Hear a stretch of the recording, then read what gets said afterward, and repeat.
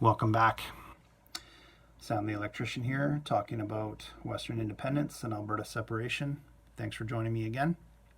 Just wanted to do a quick sort of political events update. Haven't made a video in a couple days, so I wanted to just go over some of the stuff that's happened and what went on over the last couple days. So first thing would be the Premier's meeting.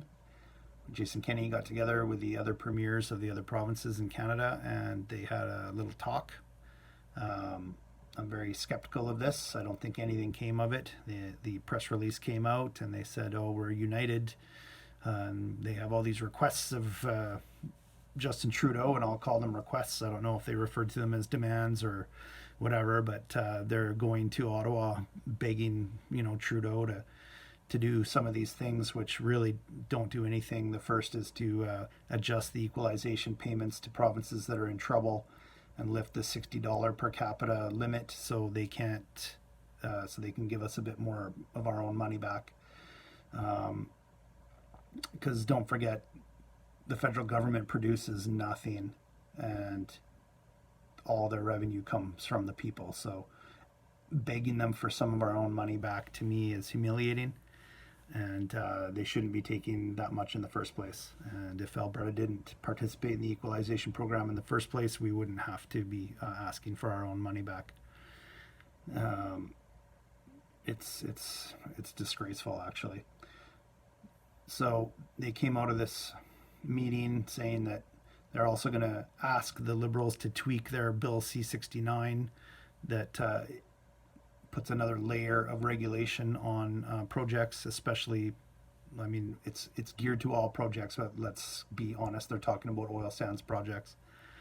So they want to have the federal government let us do the regulation and assessments if it's provincial jurisdiction, and only get their sticky fingers involved if it's a interprovincial thing. Like, obviously that doesn't touch pipelines because the pipelines run between the provinces, so then there's still another federal assessment process to go through, and just more delay, and they're just going to paperwork all this to death until our economy is starved out. They control the transport side of things. Same thing, nothing was said about the tanker ban, and those two things, pipelines and tankers, are what we need now. We don't need, we can build more production up here, but until we can sell it for a fair price on the world market, there's no point. And Justin Trudeau and old Jerry Butts know that, and that was their plan. They saw their way that they can strangle our economy and wreck Alberta. And they, in my opinion, they take great joy in doing it. And I'm sure behind closed doors, they are over the moon about how successful they've been in harming the West. So the next thing that happened that was interesting was the annual general meeting of the United Conservative Party. They had some infighting going on, a little protest while Andrew Scheer was speaking. Some guys got up and walked out on his speech, stating that they didn't think he was strong enough to defeat Wexit. And I'm not sure where they were coming from on that one. The one video I saw of the gentleman saying that, I don't recognize him, so I don't know even if he was a party member or like an elected member, or if he was just a party member.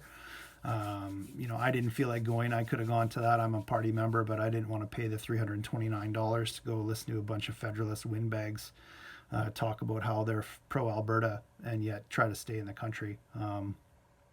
It wouldn't be at all a good use of any money. I wouldn't pay $2 to see that. You'd have to actually pay me to go listen to that. Anyway, so I thought that was a little interesting. And then meanwhile, outside, the public sector union people were protesting the government cuts to the public sector.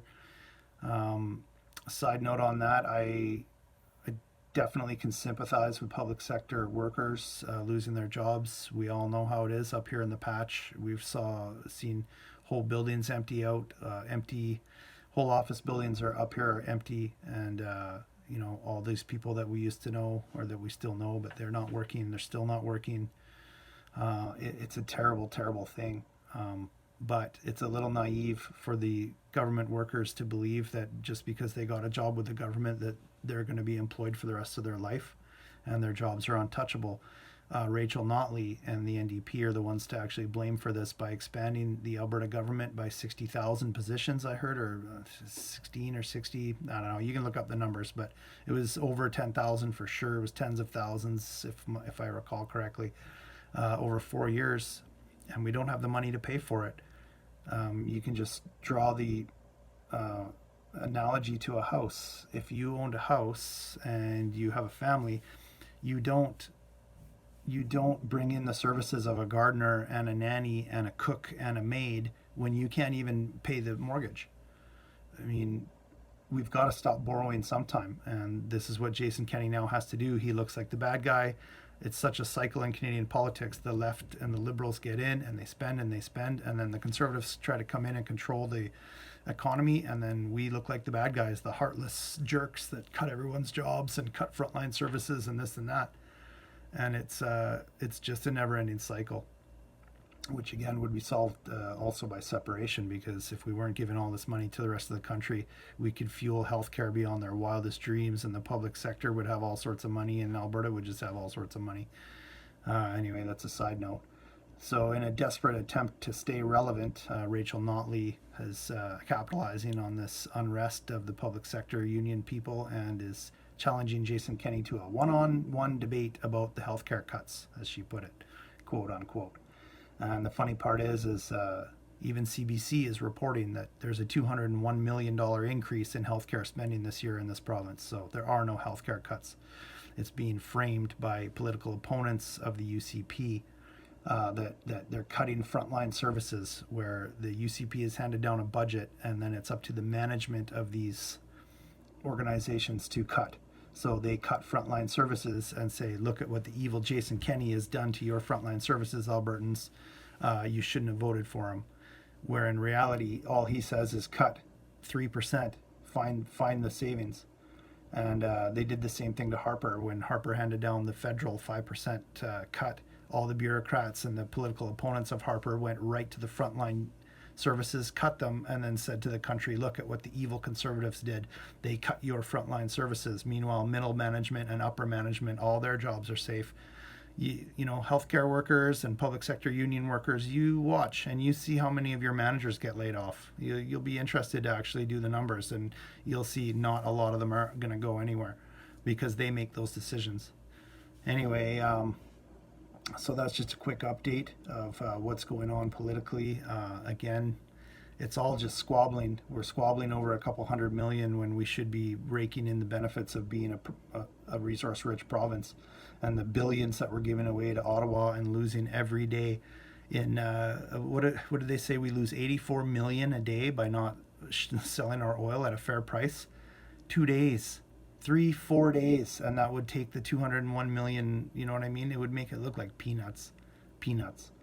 So, get your priorities straight, Albertans. Let's get united and get moving on this independence thing.